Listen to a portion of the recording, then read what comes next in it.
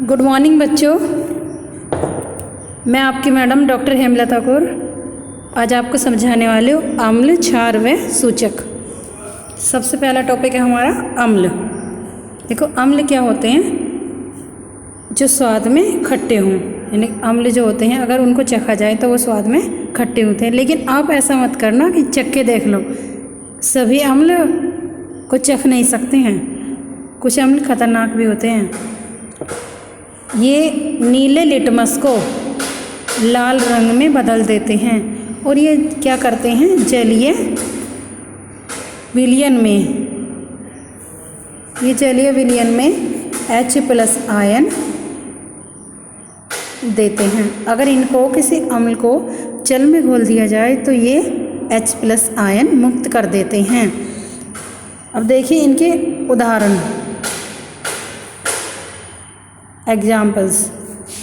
Number 1 पे है HCl hydrochloric अम्ल, H2SO4 सल्फ्यूरिक अम्ल, HNO3 नाइट्रिक अम्ल और एसिटिक अम्ल CH3COOH।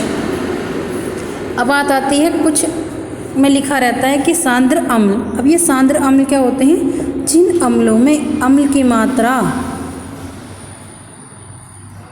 अधिक होती है और पानी की मात्रा,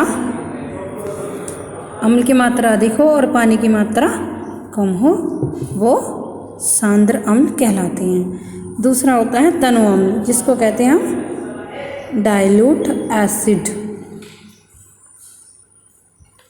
जिनमें अम्ल की मात्रा कम हो और पानी की मात्रा अधिक हो, वो होते हैं डाइल्यूट एसिड। सांद्र अम्ल को कहते हैं हम कंसंट्रेट एसिड। ठीक है। अब दूसरा हमारा टॉपिक आया क्षारक। क्षारक किसे कहते हैं, जो स्वाद में यानी कि कड़वे या कसैले होते हैं। क्या होता है, स्वाद में कड़वे या कसैले होते हैं। नंबर 2, ये लाल लिटमस को, लिटमस एक पेपर होता है, लाल लिटमस को नीले रंग में बदल देते हैं। नंबर 3, इनको अगर जलीय विलयन में मिलाया जाए, यानी कि जल में मिलाया जाए, तो ये जलीय विलयन में हाइड्रोक्साइड आयन OH- आयन देते हैं। अब क्षारक की एग्जाम्पल देखिए, NaOH sodium hydroxide, KOH potassium hydroxide, NH4OH ammonium hydroxide आदि। अब आता है एक टॉपिक सूचक। सूचक के जैसे नाम से ही पता चल रहा है, सूचना देने वाला। किसी भी काम की सूचना देने वाले को सूचक कहा जाता है, इंडिकेटर। बच्चों जैसे आपने देखा होगा, आपके घरों में बिजली का बोर्ड रहता है और बिजली के बोर्ड में एक साइड में एक रेड कलर का लाइट होती है। जब बिजली आ जाती है तो ये रेड कलर, इसमें रेड लाइट जल जाती है, देखा होगा। और जब लाइट चली जाती है तो ये रेड लाइट ख़त्म हो जाती है, बुझ जाती है। तो ये क्या करता है, ये हमें लाइट के आने की, यानी कि बिजली के आने की सूचना देता है। तो ये भी एक सूचक है, ये सूचक बटन होता है। अब फिर आया सूचक के प्रकार। सूचक होते हैं 3 तरह के। नंबर 1 प्राकृतिक सूचक, नंबर 2 कृत्रिम सूचक, तीसरा होता है गंधीय सूचक।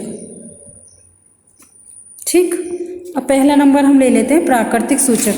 प्राकृतिक सूचक होते हैं जैसे कि लिटमस और हल्दी। लिटमस क्या करता है, अम्ल के संपर्क में आकर लाल हो जाता है और क्षारक के संपर्क में आकर नीला हो जाता है। जैसे हमने पहले बताया था कि अम्ल क्या करते हैं, नीले लिटमस पेपर को लाल लिटमस पेपर में बदल देते हैं, लाल रंग में चेंज कर देते हैं।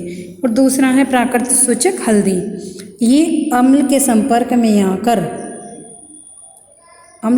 में आकर पीला हो जाता है और क्षारक के संपर्क में आकर लाल हो जाता है। आपने देखा होगा कभी आपके कपड़ों पर, टी शर्ट पर, कुर्ती पर कभी हल्दी डल जाती है, यानी कि सब्जी डल जाती है, तो वो क्या हो जाता है, उसका रंग अगर एसिड के संपर्क में आए पीला पड़ जाता है। और अगर ये क्षारक क्या होता है, जैसे NaOH, ये होता है साबुन में। जब हम साबुन लगाते हैं सब्जी लगे हुए कपड़ों को, तो वो कैसा रंग हो जाता है, वो लाल रंग हो जाता है। ठीक है बच्चों, अब दूसरे नंबर पर आया हमारा कृत्रिम सूचक या आर्टिफिशियल इंडिकेटर। इसकी एग्जाम्पल है फिनोल्फ्थालीन या मेथिल ऑरेंज।